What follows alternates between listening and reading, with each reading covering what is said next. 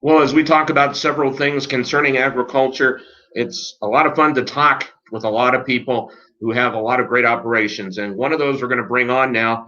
It is Kevin Brauer, who is one of the owners of Kansas Spray Foam Insulation. And Kevin, first, thank you for joining us today. Well, thank you for having me. First off, simple question. What is spray foam and how long has it been around? Well, spray foam, in its truest sense, is a product of two different chemicals reacting. Um, Essentially, it is a form of plastic that's full of air bubbles, and it's been around every bit of 50 years plus. So, another question, and people may have heard the term SPF. Is SPF specifically the right product? Well, SPF is short condensed for spray foam, spray polyurethane foam. So that's the polyurethane plastic, and it can be the right product.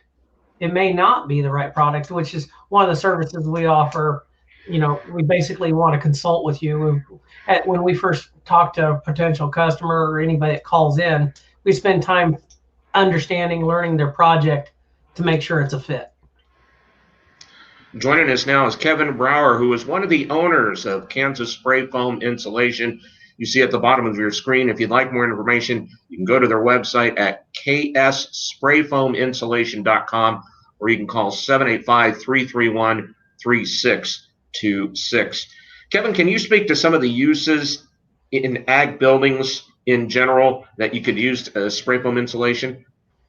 There's a lot, but yes, I can. We'll start with the basic shop that is used on a farm. And it helps them keep the shops warm. It helps to keep the sun's heat out of them, cools those metal buildings down. With that, it is very nice to use on the roof of a loafing shed where cattle may go in, get out of the sun a little bit. Very effective in that aspect. Furrowing houses for hogs, really.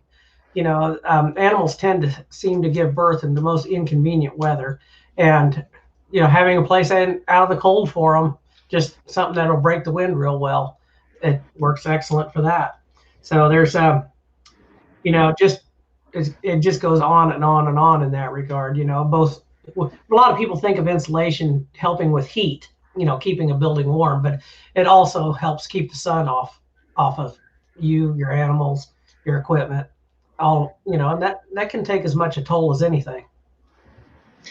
Now, would the spray foam insulation, would that be good for, say, like silos and for grain storage? It can be. It very well can be. What you can gain from that is it'll help reduce like condensation on the insides of them. When the temperature swings, it also helps deter rodents from getting into those structures. So a lot, you're not thinking of it in the aspect of foaming an entire grain bin. You're looking at filling in corners and weak points, so to speak. So let's look at it from another aspect of using spray foam. What about produce and, say, like cold or freezer storage? It's an excellent product for that.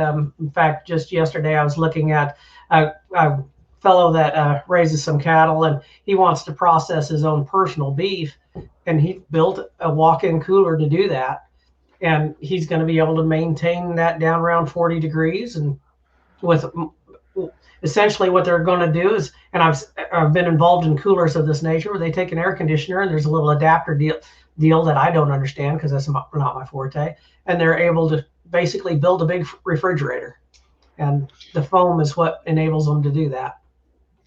So for buildings that need climate control year round, say such as grow houses or maybe greenhouses, would that be effective? It is very effective. They've been put, especially like in the case of grow houses, where they've got to really tightly regulate the quality of the product for the medicinal purposes and whatever else. They're able to calibrate and keep that temperature fluctuation, that humidity at the right mark. 3 years ago, we did a large building where they were storing seed grain. and they had to keep it like if memory serves, 43 degrees and a certain percent of humidity.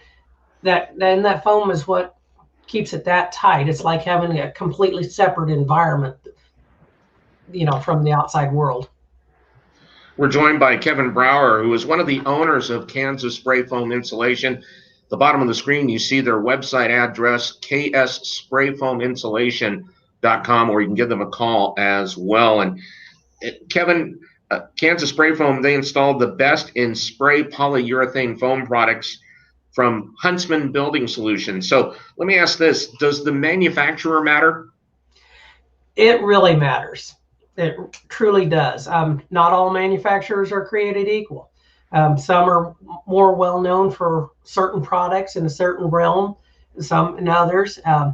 Huntsman, it's very large company, and they've actually kind of pick and chose those products for their product line, I guess you could say. And I've used some of their products going over 10 years now, and always had very good manufacturer representation. It's always been, very service oriented, and that makes a big difference. Less expensive products out there. I don't know what you might get. So if a farmer or a rancher comes up to you and said, "Hey, I need this building done. I need this building done," and that's a good investment for what they're going to be able to do. But I'm sure the second question on that, Kevin, is if I'm a farmer or if I'm a rancher, what am I going to see my return on investment? Well, and this is where the consulting part comes in, because I really have to analyze what they're doing, what's going to be the appropriate thing to put in there, and that entails, part of it is what they're investing. And so, I mean, if we were looking at just like a residential house, I could tell you right off the statistics are 3 to 5 years, you got your money back through your utility savings. As far as, storage of equipment, I'm not 100% sure what that stat would be. However, I do know that the information's available. It's out there, and I could probably get it if, somebody asked me, okay, I'm going to use this building for a loafing shed. How much stress is that going to lower on my cattle? There's information obtainable out there about that.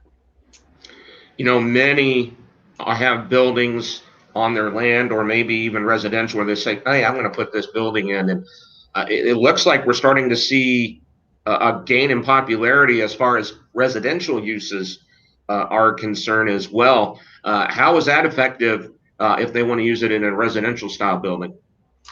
It's very effective. It is probably the only thing you could do to a residence that you'll actually see an ROI, or a return on your investment. I mean, you can buy the best windows, you can buy the best doors, but they alone can't save you money. Whereas, the hole that window goes in, it has to be sealed in with something. And again, your foam is what's going to actually fill that gap. When you spray it in place, it forms to the cavity that it's going into. There's nothing else out there like that. Well, Kevin, we appreciate you joining us and all your support as well. So if we've covered a lot of information, but if a farmer or rancher has any questions for you, what's the best way they can get a hold of you guys or get that information?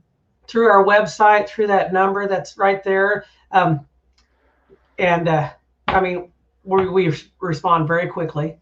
So the office line there is probably the quickest, but the website is good too. All right, sounds good. That is Kevin Brauer, who is one of the owners of Kansas Spray Foam Insulation.